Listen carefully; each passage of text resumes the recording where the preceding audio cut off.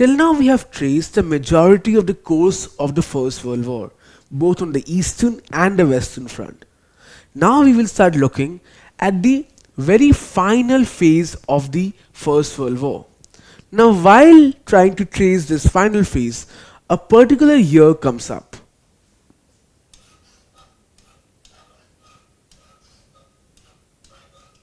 1917. This year is significant and quite peculiarly and poetically perhaps it involves an entry and an exit. So in the year 1917 we see the entry of USA into the war on the western front, and this very same year we also see the exit of Russia from the war on the eastern front. Now these two events changed the course of war significantly and also shortened the duration of the war, as after this the war only lasted for 1 year. Now of the two events mentioned, the entry of the United States of America into the First World War is especially significant. This is because USA brought along with herself her resources, and this helped the Allies as it provided the Allies with additional firepower, resources, and most importantly soldiers. The US troops were well trained, well equipped, and they were ready to fight. And that is why we see the US troops happen to lead the charge in the war after the entry of USA. The war went on for 3 years before the entry of the United States of America. Now in these 3 years, both sides were pretty much stretched out. Their resources were running out and their soldiers were exhausted. Not only were the soldiers dying, even the living ones had seen too much. Because imagine young soldiers who are fighting every day at the trenches, seeing their peers die. It takes a toll. So at this point, both sides are pretty much stretched out. Now in this situation, the entry of fresh US troops not only helped in replenishing the war front, it also helped to boost the morale of the Allied soldiers. At the same time, it was also psychologically important in the defeat of the Germans, as they now were afraid that they will lose. So the Allies were now ready to fight thanks to the entry of fresh US soldiers who would show them the way. Many European soldiers, when they were later asked as to how they felt about the entry of the US soldiers, often described the soldiers as Valkyries. Now Valkyries are mythical Viking figures who arrive on flying horses to defend the people of Earth. So they considered the US soldiers arriving as the savior, as the Hail Mary, and now they knew that God was on their side and everything is gonna play out for their fate. And now this is why psychologically the Allies are regaining their confidence and their will to fight. And now they wish to lead the fight to Germany and end the war for once and for all. Therefore we see that in the ultimate phase of the war, the Allies are finally attacking Germany in the July of 1918, and they are defeating the German forces in the Battle of Amiens.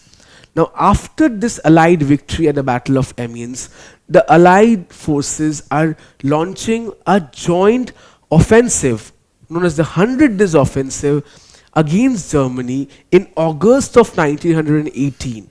Now the intention of this offensive, like all other offensives, was to rally all the Allied forces together and then make the Central Powers retreat back to their borders, where they can then make them surrender. And that is why all the Allied troops rallied together, and therefore they launched the 100 Days Offensive. And that is what we see in this picture as well, as we see British tanks are coming in to the German borders, and we also see US soldiers are standing right there. So all the Allied forces are now ready to push towards the interiors of Germany. Germany, not being able to counter the Hundred Days Offensive for a long time, finally surrendered in the November of 1918. So, after this, on 11th of November 1918, the war officially came to an end with the signing of an armistice. An armistice is an agreement where both sides who are fighting a war agree to keep their weapons down and stop fighting. After the signing of the armistice on 11th of November, this day came to be known as the Armistice Day, or the day that the war ended. And you can see in this picture how happy people are the day the war ended. Immediately after the end of the war, the German emperor fled to Holland to escape surrender. And in his absence, the Allied forces therefore set up a republican government in Germany by the name of the Weimar Republic. And also, they made the Weimar Republic sign the Treaty of Versailles, which listed down all the terms which the victors felt Germany has to now abide by as it lost the war. In the subsequent videos, we will look at the Treaty of Versailles and other similar treaties in detail. Thus, we come to the end of the Great War of 1914, which later was called the First World War. In this particular video, we trace the final phase of the First World War, and we also saw all the important events which led to the war ending. Now, in the subsequent videos, we'll look at the aftermath of the war, and we'll particularly focus on the peace that was achieved after the war and how long and how viable this particular peace was. Don't forget to subscribe to our channel and hit the bell icon. You can also register for free at DeltaStep.com or download the DeltaStep app to learn one-to-one with our amazing teachers or to get access to all our 5,000 plus amazing videos as per your school syllabus. Master each topic with our adaptive practice technology. Get million plus questions with step-by-step solutions and unlimited mock tests. Get all your doubts resolved instantly. Learn via games and win amazing prizes like PlayStations and iPads. So at DeltaStep, learning is not just fun and easy, it is rewarding too. So register for free now.